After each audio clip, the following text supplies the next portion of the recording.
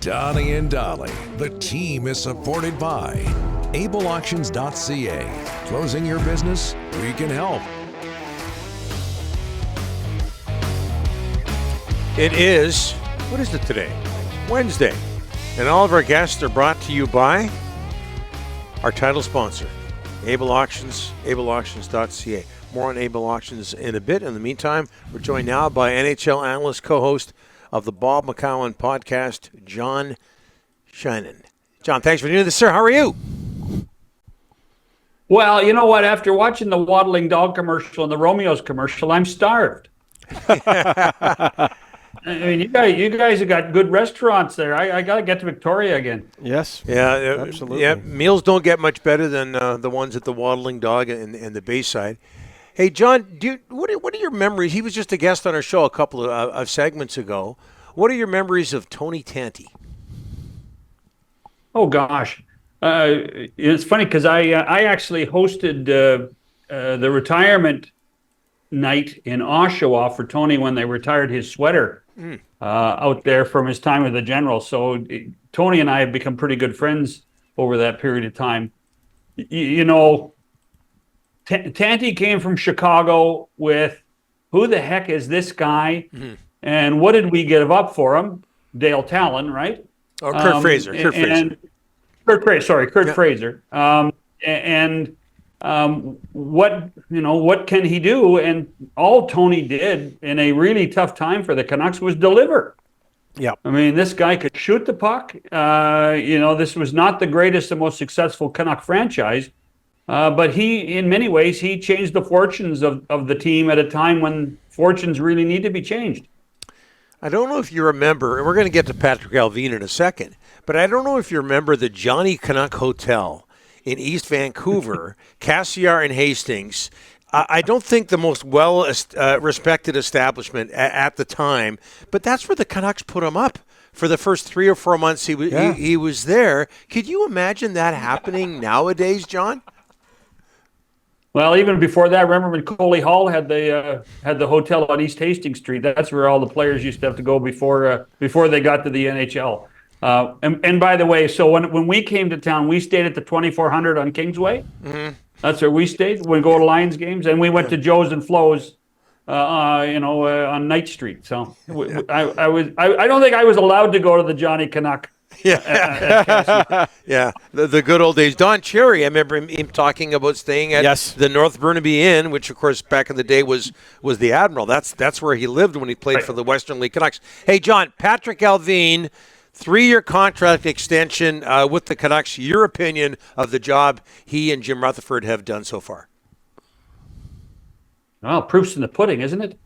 And what you have to give the front office a ton of credit for is staying with their program, being patient, accepting the criticism, and then not gloating when they win and have won so successfully. They've done it their way. I think Jim has really given Patrick a ton of rope to go and do the job, and he's made an impact. Let's be honest. When Patrick Allvin got hired, there was one word used more than anything else, and that was who. Mm-hmm. Yeah. And he's had the last laugh on this because we now know who, and we now know what he can do, and what the Canucks are is the best story in hockey in the NHL this year. John, were you surprised when you heard that Ottawa was in on Chris Tanev? I mean, Steve Staios said a couple of weeks ago, we're looking for good pros on and off the ice. But that's not a team that it might not make the playoffs, and Tanev wouldn't probably go there anyways. But they're trying to build and get guys like Chris Tanev, good pros on and off the ice. What were your thoughts on when you found out Ottawa went after Tanev? Well, I'm not discounting it at all, but Rick, I think at this time of year, with every team going through its pro meetings, yes, there are 50 names put out there. There are names that managers will discount quickly. Right. There are other names that deserve consideration. Chris Tanev deserves consideration from 10 teams, not just the Ottawa Senators. So I don't think we should be surprised, and I think we should, know that Steve Staios and Dave Poulin and everybody running the Senators now are trying to right the ship. So does Tanev make sense long term for the Ottawa Senators? Probably does, when you're thinking about leadership and quality and stay-at-home defenseman. I mean, his numbers when he was in Vancouver and healthy, and his numbers in Calgary when he is healthy, are phenomenal. That's why every team should be bandying about ideas of how to get Chris Tanev. Whether he goes to a contender or not, or goes to somebody like Ottawa, I think that's something only Chris can decide. John, I don't think in years past the All-Star Game was a big ticket item for people in Vancouver, but it sure is going to be this weekend with 6 Canucks, I'm going to include Rick Tocchet in there.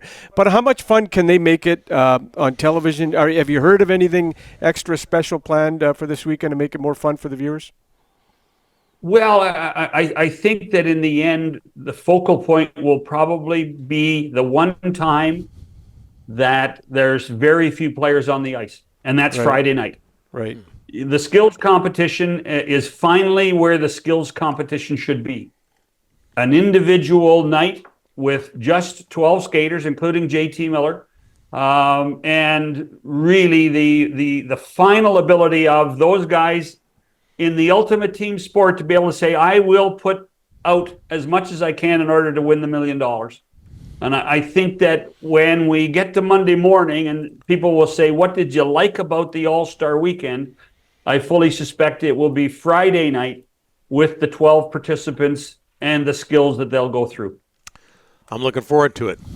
Do you understand why, John, the NHL is interested in putting a team, whether it's an expansion team or a move, in Salt Lake City, Utah?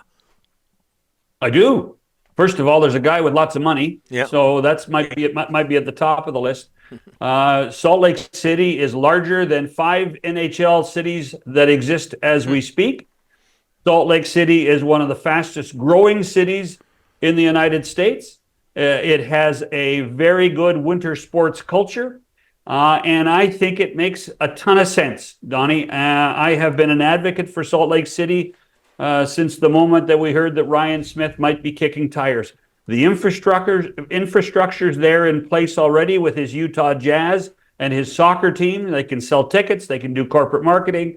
They have a new era television deal over the air, like we've seen in Vegas and in Arizona for the basketball team there and the hockey team. So I just think it makes a ton of sense. The NHL has done a very good job and has had good success in what I would describe as mid-sized markets. I'm not talking about on the ice, but I am talking about business-wise. Nashville's finally been a success story. Columbus has been a success story. Vegas has been a success story. Salt Lake City is not much smaller than Las Vegas and would be a great natural rival. John, thanks for this and for taking part in today's show. We'll get you a week at the Motel 2400 on Kingsway. And by the way, it had lino. Oh, probably a good idea. Probably not a bad idea. John, thanks for this. Appreciate it. Have a good weekend, guys.